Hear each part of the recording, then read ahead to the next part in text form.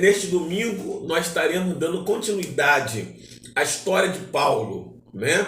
Nós iniciamos, falando sobre Paulo, especificamente sobre a história, o contexto da vida de Paulo, Então, neste domingo, nós estaremos dando continuidade, mas falando das cartas paulinas, envolvendo a história, onde está inserida a história de Paulo. Então, quero te convidar a assistir até o final este vídeo, para que você venha ser edificado. Amém? De início, quero te convidar você se inscrever no nosso canal, ativar o sininho e deixar o teu like para receber todas as nossas notificações. Amém? Então, de antemão, vamos abrir aqui uma passagem bíblica que, de fato, nós já lemos na semana passada, em Atos capítulo 9, onde vai falar o momento da conversão de Paulo.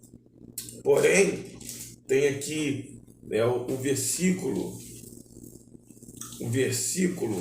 15, que vai falar sobre essa confirmação do chamado dele de pregar a palavra aos gentios, o apóstolo dos gentios. Gentios eram aqueles que não pertenciam à aliança ou à descendência de Abraão, são aqueles que estavam exclusos, não pertencia diretamente a esse contexto, que a Bíblia vem mostrando da história dos hebreus, de Israel. Então se chamava gentios. Então Deus levanta agora Paulo para pregar a esse povo, que é um povo rejeitado, com a visão excluída em relação ao povo de Israel. Mas aqui no capítulo 9, versículo 15, vai mostrar exatamente isso.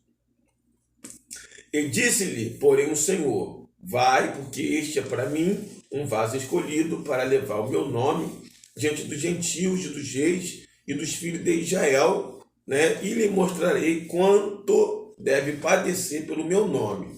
Então a gente vai ver aqui duas coisas: o chamado de Paulo sendo confirmado, da pregação, e dentro desse ministério haveria muitos intempéries, muitas batalhas, muitas lutas que Paulo ia passar por causa do evangelho. E nós vemos isso, amém, realmente no decorrer da história. E o próprio Paulo, já de início, eu quero que você acompanhe comigo e abra se eu não me engano, aqui em 2 Coríntios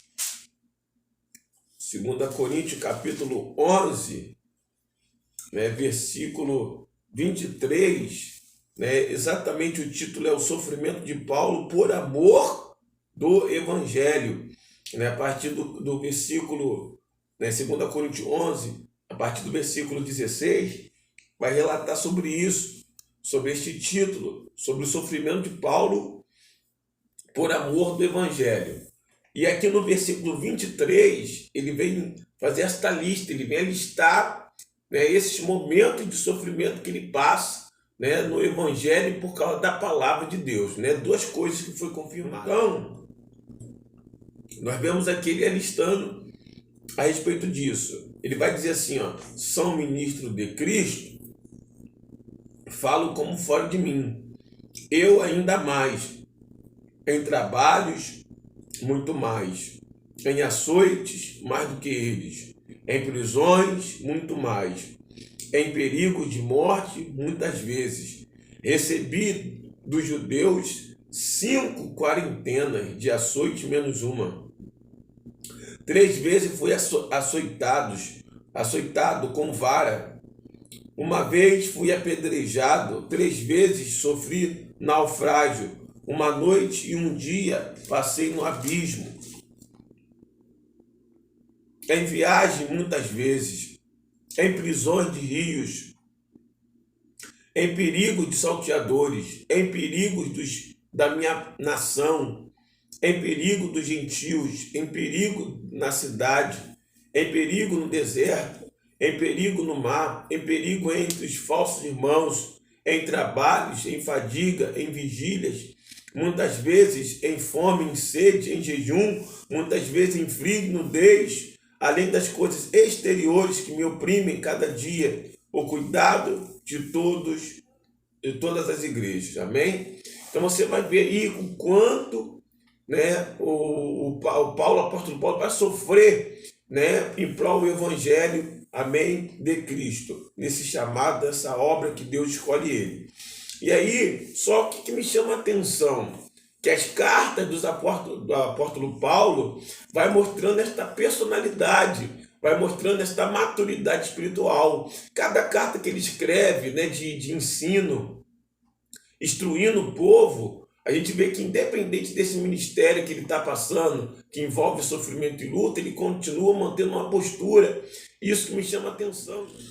E aí tem uma passagem bíblica aqui, que é uma das suas cartas, né, em Filipenses, que eu assim, admiro muito também, né, essa escrita do apóstolo Paulo, porque ele vai escrever aos Filipenses, e Filipenses é uma das cartas de prisões de Paulo. Paulo estava preso quando escreveu esta carta. E aí o tema desta carta é a alegria de viver em Cristo Jesus, mostrando que independente de estar em sofrimento, ele não abandonou a fé, ele não traiu o Senhor, ele manteve a fidelidade, né? Então, ele vai escrever à igreja de Filipos a alegria de viver em Cristo Jesus. E isso é confirmado no capítulo 4, no versículo 4, ele vai declarar que, declarando para a igreja, alegrai-vos no Senhor, outra vez vos digo, alegrai-vos. Ou seja, mostrando esse posicionamento, levando ao povo a se alegrar em Cristo, né? Se fosse uma outra pessoa, uma outra situação, alguém poderia até murmurar, se desviar pela situação que estava passando, sendo servo de Deus e estando preso. Mas a posição de Paulo é diferente, né? E nesse capítulo 4, no versículo 11, 12 e 13, a gente vê esse nível elevado de Paulo, porque ele vai falar assim, ó, olha o que ele vai declarar: não vos escrevi porque eu tenho alguma necessidade, porque eu aprendi a contentar com aquilo que eu tenho. Eu sei ser abatido, ser exaltado, sei ter fartura ou padecer necessidade. Em tudo e em todas as coisas estou instruído, porque tudo posso naquele que me fortalece. Então você vê que verdadeiramente Paulo, né, ele estava enraizado em Cristo, né? Ele era resolvido espiritualmente. A sua alma estava, né, com saúde, ao ponto que nada desses intempéries, dessas variáveis da vida, tirava a certeza de Paulo tinha. Né? Aqui também, no capítulo 3, no versículo, se não me engano, 11, também em diante, Paulo vai dizer que não se julgava ter alcançado a perfeição, mas de uma coisa ele fazia: esquecia das coisas que para trás ficam e avançando para aquela que está diante dele, né? Ele estava para conquistar aquilo que ele primeiro foi conquistado, a saber, Cristo, porque ele prosseguia para o alvo, pelo prêmio da soberana vocação. Então ele tinha uma meta, um alvo, independente das situações que a vida lhe oferecia ou lhe colocava, né? Mas ele entendia que em nada disso ele teria respaldo para atrair ou negar Jesus. E aqui para nós é um exemplo, porque tem pessoas que infelizmente, né, têm largado a Jesus por causa das provações. Às vezes por coisas bobas têm saído da presença de Deus. Então a gente entende aí que isso realmente não é motivo. Entendeu, meu irmão? Não é motivo de você sair da presença de Deus. Uma outra questão que Paulo, né, é aqui aqui em Filipenses também, no capítulo 1, versículo 21, olha o que ele vai declarar: porque para mim o viver é Cristo e o morrer é ganho. Viu? Alguém que sabia que o objetivo da sua vida era Cristo, né? Então, se eu vivo, glória a Deus; se eu morro, glória a Deus. Ele estava declarando que se ele, né, viver é para Cristo, se morrer é ganho, que também estaria com Cristo. Então, né, isso não somente aqui, em Gálatas também 20, Gálatas capítulo 2, versículo 20, ele vai declarar isso também. Ele vai falar que já estou crucificado com Cristo. Já não vivo mais eu, mas Cristo vive em mim, e a vida que eu vivo no Filho do seu amor, declarando essa submissão, declarando, né, esse comprometimento com Cristo. Alguém que não estava servindo a Deus, né, pela metade, né, alguém que estava 99%, estava 100% envolvido, comprometido com Cristo, né? E aí, em Romanos, capítulo 8, versículo 35, vai falar a respeito também, Paulo declarando que nada é capaz de nos separar do amor de Cristo Jesus. Né? Isso aí agora já é a carta aos Romanos, né? Ensinando ao povo a se manter fiel a Deus. Né? Glória a Deus. Olha o que ele vai dizer. Romanos 8, 35. Quem nos separará do amor de Cristo? A tribulação, ou a angústia, ou a perseguição, ou a fome, ou a nudez, ou o perigo, ou a espada. Como está escrito, por amor de ti somos entregues à morte todos os dias.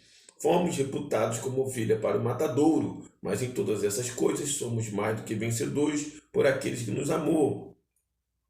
Porque estou certo de que nem a morte, nem a vida, nem os anjos, nem os principados, nem a potestade, nem o presente, nem o porvir, nem a altura, nem a profundidade, nem alguma outra criatura nos pode separar do amor de Deus que está em Cristo Jesus, nosso Senhor. Então, realmente, né, Paulo ele vai ensinar o povo a servir a Deus, né, com aliança, com comprometimento, né, uma vida integrada ali na presença de Deus, mostrando aqui que independente do que nós iremos falar como respaldo dos nossos fracassos espirituais, não que nós não somos sujeitos, mas nós não podemos culpar ninguém por isso, a não ser nós mesmos. Então você vê que Paulo vai mostrando sobre isso, né? E eu me alegro porque Paulo, né, ele vai guerreando, vai batalhando por esta fé, amém? Para manter esta fé. Inclusive, aqui no capítulo 1,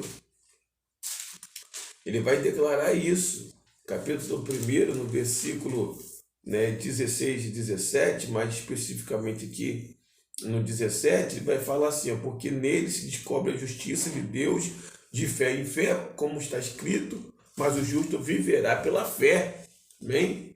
Então, e esta fé aqui é a fé do fruto, que é uma fé de fidelidade, né? Não é fé de cura, né? Não é fé só pelo entendimento, pelo reconhecimento que precisa de um Salvador, que é a fé salvífica, amém? Não é uma fé natural, não, é a fé de fidelidade, a fé do fruto.